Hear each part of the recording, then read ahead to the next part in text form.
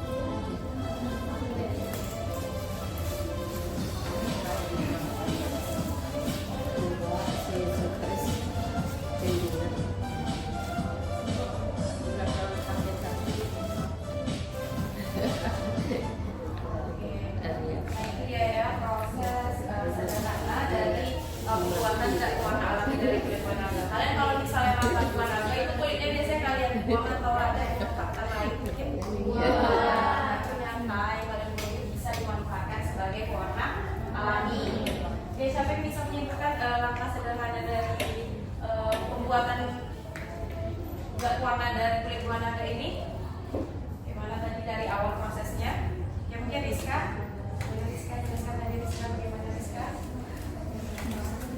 Dari video yang ada beberapa ibu, jadi buah naga itu dipisahkan dulu antara daging buah dengan kulitnya, dan kulitnya itu yang diambil, kemudian dipotong kecil dan dikeringkan. Setelah kering itu baru dihaluskan menggunakan bantuan blender dan akhirnya diaduk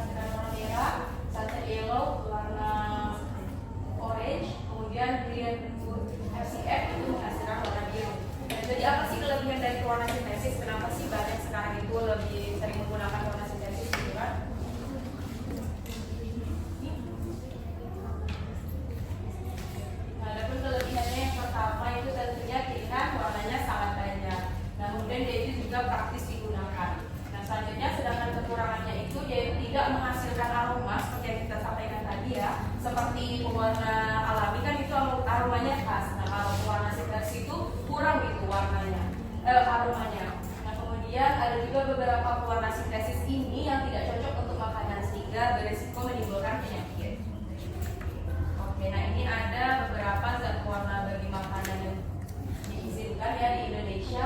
Itu ada warna merah, mungkin alkana, dan masing-masingnya itu karena sudah diizinkan jadi dia memiliki nomor indeks gitu yang telah tercantum. Nah kemudian ini untuk pewarna sintesisnya. Nah ini untuk pengaplikasiannya contohnya dalam produk kemasan ya Nutrisari. Nah itu berdasar setelah ditelusuri ternyata di dalam minuman Nutrisari ini yaitu mengandung pewarna sintetiknya itu adalah kuning FCF. Nah jadi kalau misalnya kalian membeli produk kemasan gitu kan, nah, mungkin kalian bisa perhatikan nih kandungan senyawa pewarnanya itu dari produk-produk yang kalian beli. Dan selanjutnya itu ada juga dari dan kopi, ternyata dia mengandung pewarna alami, beta carotene, dan juga ada pewarna sintetiknya. Nah ini dia. Kalau tadi kan berdasarkan sumbernya dia ada pewarna alami dan pewarna sintesis. Nah selanjutnya ada penggolongan kategorinya lagi itu berdasarkan peraturannya, yaitu yang pertama ada FDMC color, kemudian DMC color dan SDMC. Oke, mungkin boleh dibantu bacakan Rupa? Kelihatan Rupa dari situ Rupa? Kelihatan. Mungkin boleh Lona?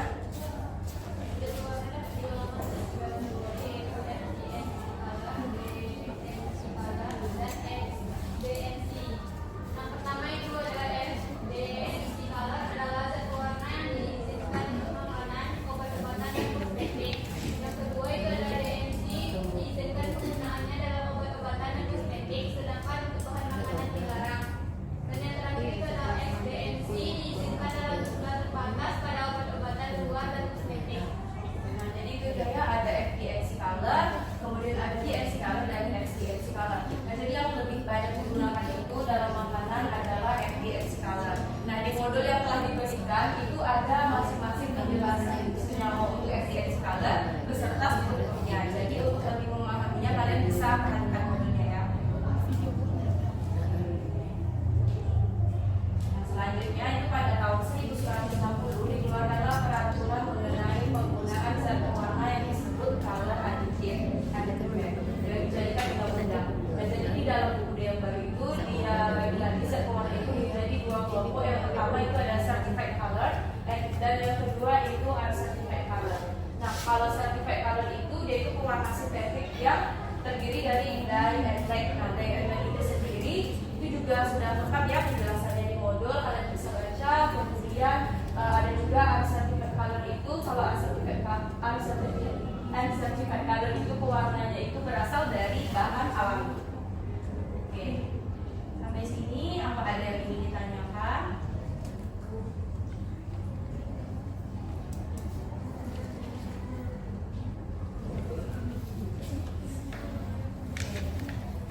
Jika tidak ada pertanyaan, oke mungkin kalian bisa jawab pertanyaan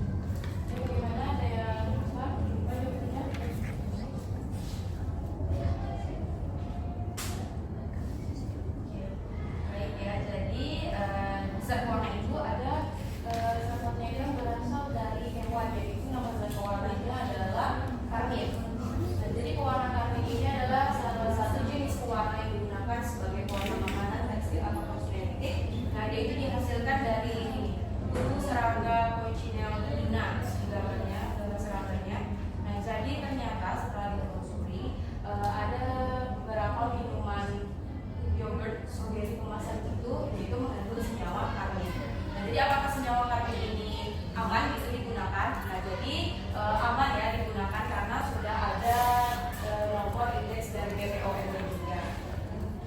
Oke. Dari situ apa ada yang ingin ditanyakan?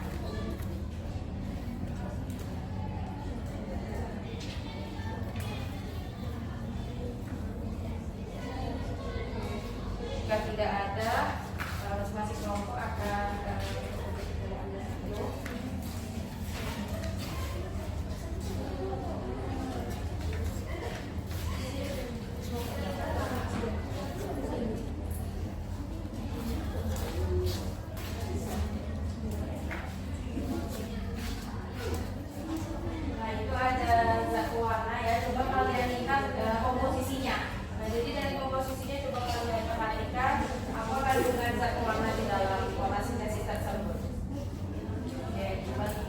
bagian komposisinya.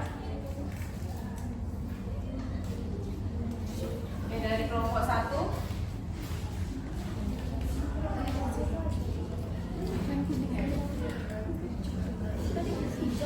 bagaimana kelompok 1?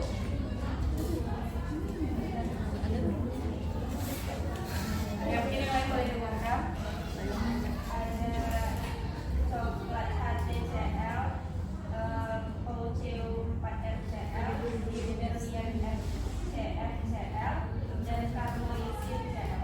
Oke, nah itu zat warnanya warna apa? Coklat tua.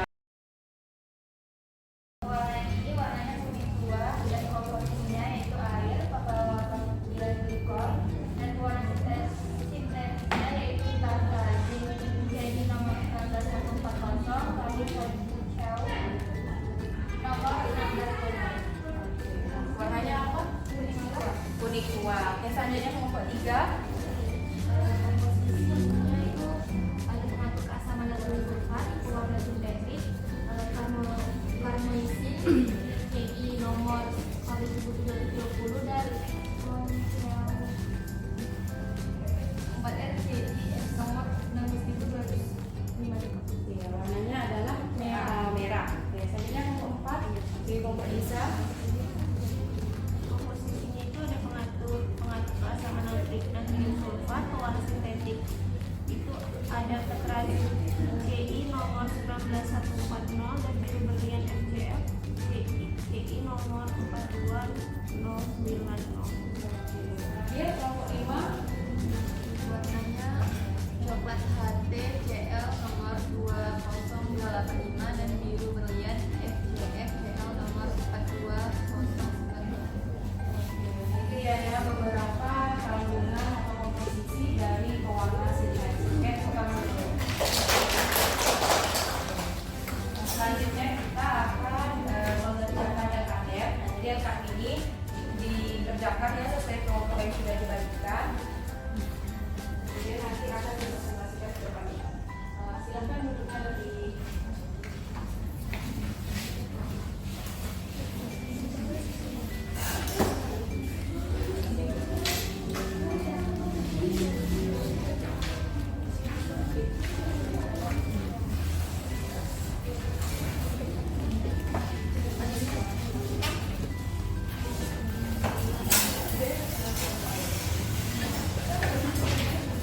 Kiranya ada yang diragukan, silahkan ditanyakan ya.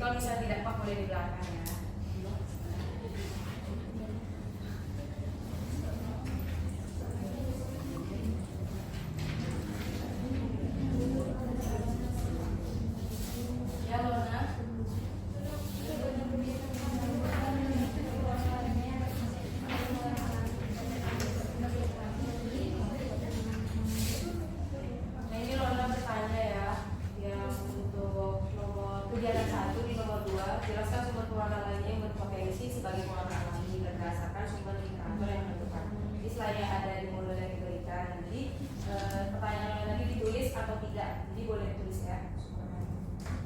Saya dari artikel tulis, tidak benar tulisnya. Jelas ya?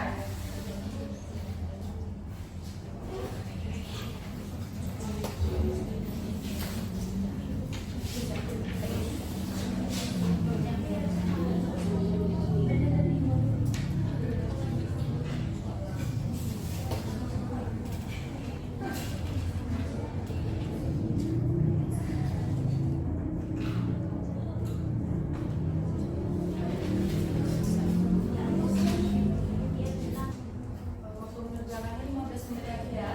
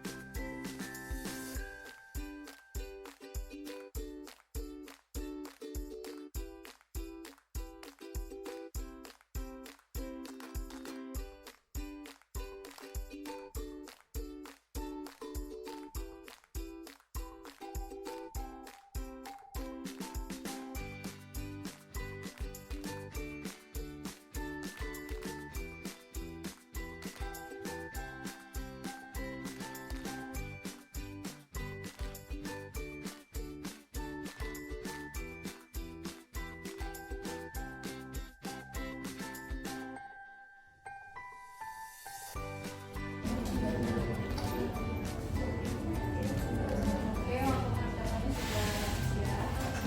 Nah, selanjutnya presentasi kelompok.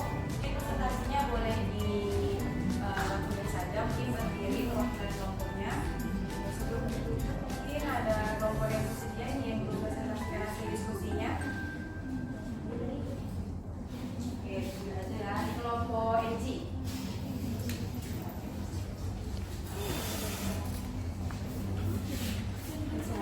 Yang lain perhatikan ya dan dengarkan. Kalau misalnya jawabannya berbeda, nah boleh ditanggapi.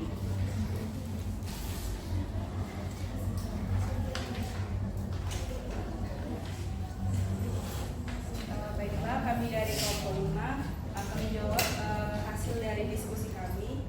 Untuk pertanyaan yang pertama di bagian atas seksi, tuliskan beberapa zat pewarna yang pernah kamu ketahui sebelumnya, serta tuliskan senyawa organik yang terkandung di dalam zat pewarna tersebut. Yang pertama itu contohnya ada kunyit, kemudian ada wortel, tomat, pepaya, cabai. Untuk senyawa organiknya itu ada karotenoid, kemudian ada ubi ungu, buat telang itu senyawa organiknya itu antosianin, sayur-sayuran hijau itu ada klorofil. Kemudian soal selanjutnya, dari uraian tersebut jelaskan tujuan dari penambahan zat aditif pada makanan dan jelaskan 5 hal yang dapat menyebabkan bahan makanan mempunyai warna.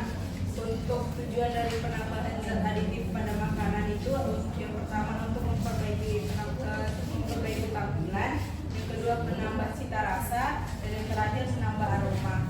Untuk 5 hal yang dapat menyebabkan bahan makanan mempunyai warna, yang pertama ada pigmen, reaksi karamelisasi, reaksi pencoklatan atau reaksi Maillard, kemudian ada reaksi senyawa organik dengan udara, dan yang terakhir penambahan zat warna.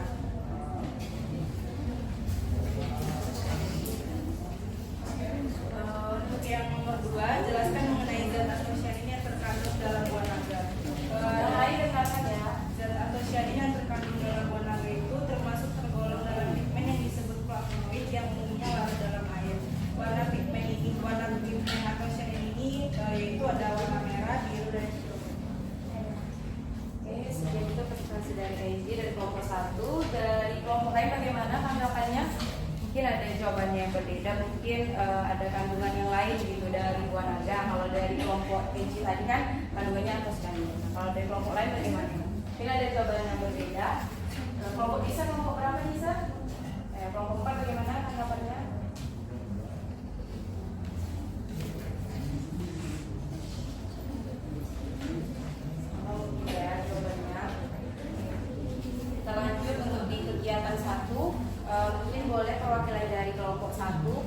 juga pertanyaannya. Silakan.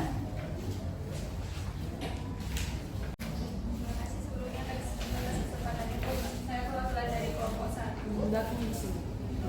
Ke belakang. Untuk jawaban kegiatan 1 hasil kami ada identifikasi kandungan pigmen warna dalam bunga telang sehingga dijadikan pewarna alami dalam bahan pangan.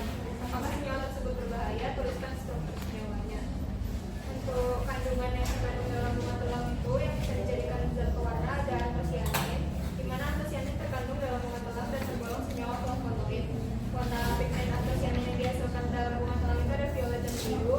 Antosianin itu tergolong aman bagi untuk dijadikan pigmen bahan pangan, warna pangan, yaitu karena dia berasal dari warna-warnanya zat-zat alami seperti bunga telang tadi. Kemudian terus nomor 2, berdasarkan sumber pewarna lainnya yang berpotensi sebagai pewarna alami berdasarkan sumber literatur yang relevan.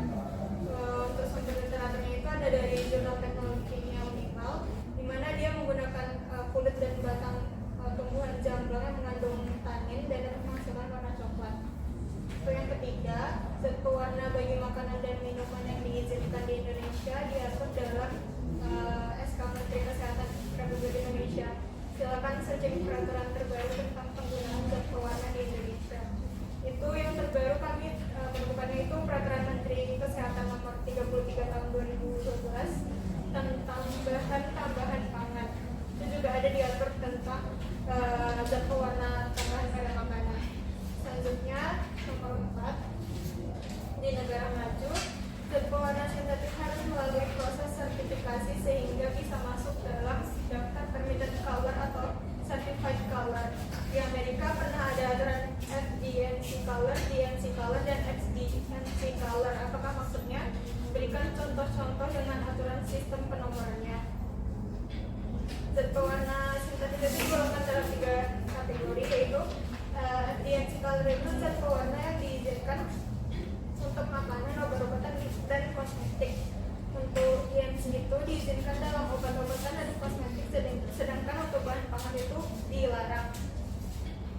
Untuk XDNC itu diizinkan dalam jumlah terbatas pada obat-obatan luar dan kosmetik.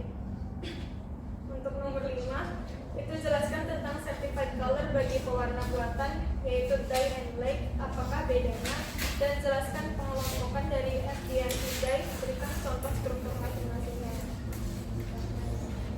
Untuk certified color itu pewarna buatan yang termasuk zat pewarna sintetis, dye and lake itu telah melalui prosedur sertifikasi yang ditetapkan oleh FDA atau Food and Drug Administration. Untuk yang pertama, kelarutan. Dye bersifat larut dalam air dan larutannya dapat mewarnai, sedangkan lake bersifat tidak larut dalam sebagian besar pelarut. Yang kedua, ada kekuatan pewarnaan. Dye itu memiliki kekuatan pewarnaan yang lebih baik, sedangkan lake itu memiliki kekuatan pewarnaan yang lebih rendah. Nah, itu adalah hasil presentasi dari kelompok 1 yang diwakilkan oleh Cindy. Nah, tadi Cindy dapat peraturan terbarunya itu tahun berapa sih? 2020. Oke, kalau kelompok lain gimana peraturan terbarunya? Ada yang 2021. Yang 2021 bagaimana? Berdasarkan dari peraturan Badan Pengawas Obat dan Makanan nomor 29 tahun 2021 tentang persyaratan bahan tambahan pangan campur. Oke, kita bisa fokusnya ke peraturan yang lebih terbaru ya. Oke, tepuk tangan untuk fokusnya. Nah, jadi itulah tadi hasil presentasi dari beberapa kelompok tentang LKM-nya. Nah, jadi di sini kira-kira nih kalau menurut kalian sebaiknya kita menggunakan pewarna sintesis atau pewarna apa? Alami. Pewarna alami. Warna alami ya yang lebih baik kita gunakan, karena kalau misalnya pewarna sintesis itu terlalu banyak itu kita konsumsi. Nah, itu BPOM itu sendiri telah mengatur batas penggunaan harian dan daya serap oleh tubuh kita gitu. Jadi sebaiknya kalau bisa kita menyesuaikannya itu dengan lebih banyak menggunakan pewarna alami. Oke. Nah, jadi di sini ada trik ya yang dapat kita terapkan untuk ada 4. Yang pertama, pilih bahan makanan mentah yang segar dengan warna yang cerah. Nah, kemudian yang kedua, baca jenis dan dan jumlah pewarna yang digunakan dalam produk tersebut. Nah, contohnya tadi kalian sudah melihat kan di pewarna sintetik yang diberikan per satu kelompok tadi. Nah, kemudian yang ketiga itu ada perhatikan label pada setiap kemasan produk, pastikan sudah terdaftar di BPOM. Nah, selanjutnya yang keempat, untuk produk makanan atau minuman yang tidak dikemas secara khusus, sebaiknya itu pilih yang warnanya tidak terlalu mencolok, karena kalau yang mencolok itu dikhawatirkan yaitu mengandung pewarna non food grade seperti pewarna tekstil yang kurang aman dan berbahaya gitu bagi kesehatan. Silakan, oke, kita silakan. Kesimpulan pembelajaran hari ini yaitu zat pewarna secara garis besar dikelompokkan menjadi zat pewarna alami dan zat pewarna sintetik atau buatan. Dalam undang-undang yang baru ini, zat pewarna dibagi menjadi dua kelompok, yaitu certified color dan uncertified color. Certified color merupakan zat pewarna sintetik yang terdiri dari day and light, maka uncertified color adalah zat pewarna yang berasal dari bahan alami. Adapun trik dalam memilih makanan berwarna yaitu yang pertama, pilih bahan makanan mentah yang segar dengan warna yang cerah. Yang kedua, baca jenis dan jumlah pewarna yang digunakan dalam produk tersebut. Yang ketiga, perhatikan label pada setiap kemasan produk. Pastikan di label tercantum izin dari Badan POM. Biasanya tertulis POM disusul nomor izin pendaftaran. Untuk produk hasil industri rumah tangga, pastikan pula adanya tulisan P, IRT, dan nomor izin pendaftaran. Yang keempat, untuk produk makanan atau minuman yang tidak dikemas secara khusus, sebaiknya pilih makanan atau minuman yang Oke. Selanjutnya adalah mengevaluasi pemahaman kalian dengan mengerjakan kuis. Sudah di-share ya link kuisnya. Silahkan kerjakan kuisnya selama 10 menit secara individu ya.